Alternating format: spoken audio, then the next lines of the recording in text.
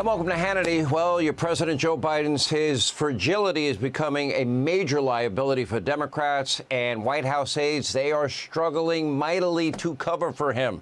Now, yesterday, while stopping in San Francisco as part of his California fundraising tour, well, Biden and Pelosi, look at that. Isn't that really nice? They're holding hands, shuffling along the tarmac on their walk from Air Force One to Marine One.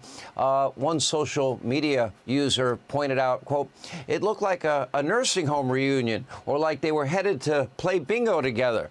Well, I kind of doubt that Joe would be able to play, but that's a different story.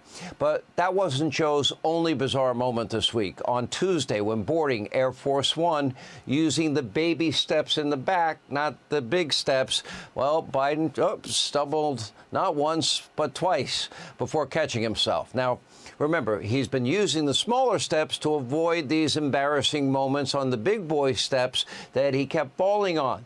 According to a new report, he is now wearing sneakers with extra thick soles. I thought the new shoes or sneakers was supposed to help. Clearly, it's not working.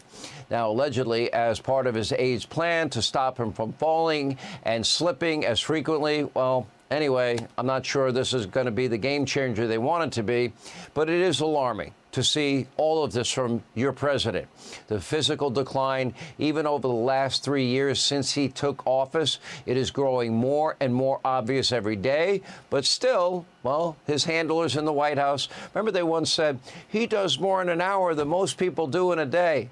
That's right up there with the borders are secure. That's right up there with the other lie that never once did he speak to his brother or his son or anybody for that matter about their foreign business dealings. But anyway, they are working harder to cover up what is an obvious decline. Now, apparently putting the full court press on the White House and White House reporters over their coverage of your failing president. Now, according to a new report, White House counsel spokesperson, some guy named Ian Sams, I don't think he likes me. He actually sent a letter to members of the White House Correspondents Association. Why? Complaining that news outlets were misreporting the findings in the damning special counsel report. But the whining from one of Biden's top propagandists is apparently, well, it's not going over too well with his friends in the liberal media mob, reporters. According to one Washington reporter who's covered the Biden White House, well, many in the media mob, so-called journalists, they are growing tired of the administration's, quote, nagging and complaining. And remember, earlier this week, a New York Times publisher said that the White House is, quote, extremely upset with the paper's coverage of Biden's age and unpopularity.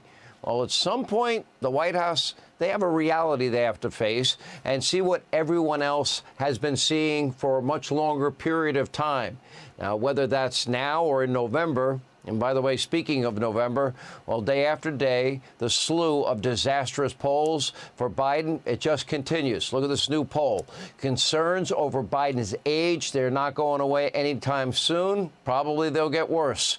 This survey conducted by Quinnipiac University, it found 67% of Americans think that Joe is too old to effectively serve another 4 years in the White House. And take a look at this. Emerson College, they released a flurry of head-to-head polls in key states. These are the states that will, in all likelihood, decide the next presidential election. Let's take a look. Out in the great state of Arizona, President Trump is ahead by 3 points. In Nevada, Trump leads with 6 points, and Biden's stuck at 40%. Not a good number for an incumbent. In Georgia, the closest state in 2020, Donald Trump again ahead by 6 points. That is a must-win state for Donald Trump. In the swing state of North Carolina, another must-win for Trump. Well, he's up there by 3. He was up by about 5 in another poll. In Pennsylvania, now Trump leads Biden by 2 points there. Now in 2020, Biden won all of those states with the exception of North Carolina. But now, according to this round of polls, well, he is running far behind Trump. But don't worry, as Biden struggles mount, your vice president, Kamala Harris, who's miraculously even less popular with Joe at a 28% approval rating, well, feel confident. She is waiting in the wings. And earlier this week, her husband said they're living out the show Veep. Really? You can't make this up. Take a look.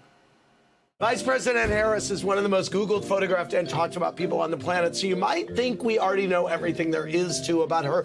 But we happen to have the one person here who can shed a little more light on the Veep. So do you watch Veep? Have you ever seen Veep? We're living it. You're living it. Yes, you are. By the way, did he ever see the show? Guess what it's about? A gaffe-prone vice president who fumbles her way to power and stumbles into the presidency. Hey, Sean Hannity here. Hey, click here to subscribe to Fox News YouTube page and catch our hottest interviews and most compelling analysis. You will not get it anywhere else.